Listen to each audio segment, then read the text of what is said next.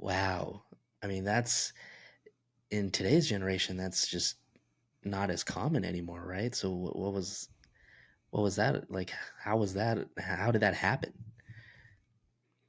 Yeah, definitely. Okay, this is the main cliche of the entire episode, but you know that old saying, if you know, you know.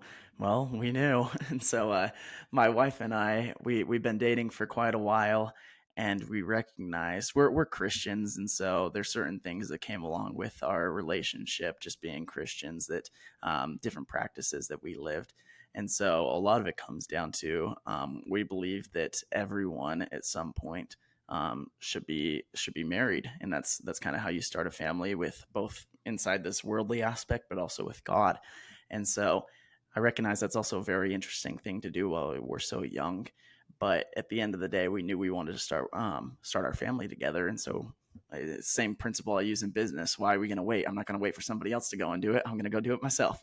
And so I proposed to my wife, and we got married. She was 20, I was 21 at the time. So we've been married a little over a year now. Um, and since then, I have not regretted that decision once. And you hear so many people, especially a lot of times when you get married young, there's sometimes regret that comes with that. And I have not felt that 1 ounce. And it's because every single night when I get home from work, I have somebody who Mhm. I can go home to and relay my entire day's worth. I could tell them everything that went good, everything that went bad. And I have somebody there who's listening to me and who's able to help me. On those tough mornings I already talked about, when it's tough to get out of bed, when I see my wife spring out of bed and she's ready to go get to work, when she's ready to go hit her workout or go to her job or whatever, like that enthralls me, and she motivates me every single day. On those tough days when I feel like I'm not getting Mm. anything done, I look back and I sit back at my desk and I say, you know what? I have to do this so I can create the life that my wife and I want for us and our future children. I have to do that. So ever since being married, there's a different sense of motivation I have inside of my Yeah. life. It's no longer just focusing on, I'm going to create this so I could be amazing, or I can have all the money, or I can have all this, whatever you want to call it. That was a very prideful look inside of my life when I was doing it for me.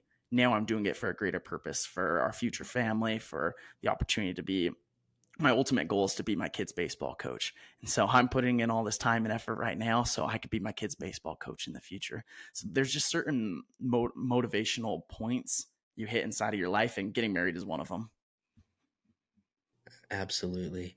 I think, and Patrick David says it much better than I could about the idea of marriage and what it brings, the values it brings in your life.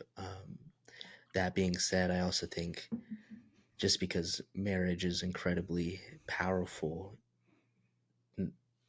I don't think someone should jump into it, right, without being ready within themselves, but also ready for the commitment that they're about to make.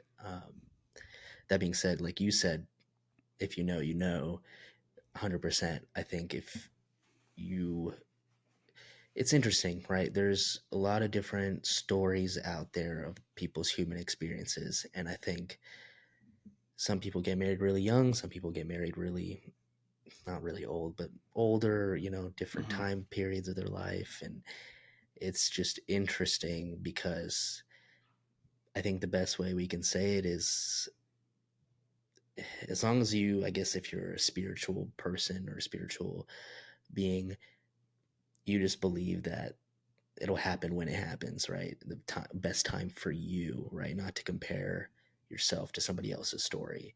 Um, like for example, I'm 25, so and I'm not married, right? But I'm not opposed to it. I just realized there were certain things within me that I needed to be prepared for before making a commitment like that. Um, Same for maybe somebody else, right? They might have um, some things to resolve. Maybe they have some life changes that they're making. Maybe they're moving. Maybe they just got a new job, right? So it's like everybody's story is playing out so differently. What advice do you think you would say for people that, maybe they're older than you? Like, well, I'm not married. Um, what advice do you have for that? Yeah, absolutely. I have plenty of family members I have aunts and uncles who are double my age and they still aren't married. And so I think it's an interesting caveat we Hmm. have, an interesting balance. Because part of me wants to just tell people, I'm like, okay, especially if they're spiritual, say, okay, ask God, and God will give you your answer. That's, I mean, at the end of the day, that's what my wife and I did. We prayed about it Hmm. for months, and we said, all right, is this something we should do right now? And we got the confirmation. And so, as weird as that may sound to anyone who's not spiritual, anyone who is understands that and what that feels like. Hmm. Um, and so, first and foremost, I would say the decision's never really up to you. It's up to your higher being, whatever God you believe in. Pray and figure that out for yourself. Um, but secondly, I'm in a weird middle boat with that because at some points I recognize that you have to be ready, but also there's the point where you're never going to be fully ready. There's plenty of things I've learned in the past year of marriage. We literally just celebrated Hmm. our first year of marriage a week and a half ago. And there was so much I probably should have known going into the marriage. And there's certain things I probably messed up on, but that's where forgiveness comes into play. That's where learning comes into play. And she had things that she had to learn as well.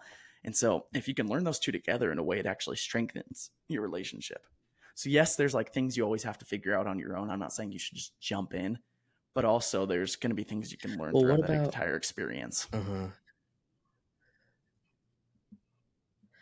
What about the difference between wanting and needing, right? Maybe that's where I'm trying to get at is you're right. You'll never be 100%. Same thing with business. You'll never be 100% ready just by Mm-hmm. reading books. But there is a difference between wanting and needing something, right? Wanting is okay, like, praying to God, working on yourself, being open and looking, and the needing is like, my life sucks. I need somebody to make me feel better, right? Or I need somebody in order to feel whole.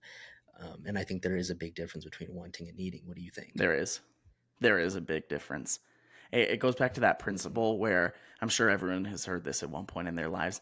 Um, if you're poor and you have no money, what you do with your time and what you do with the little money you have is going to be exactly who you're going to be if you become rich and have a lot of money. So if you're poor and you don't have a lot of money, yet you still donate your time, you donate everything you possibly can to help other people, that's exactly who you're going to be when you become rich.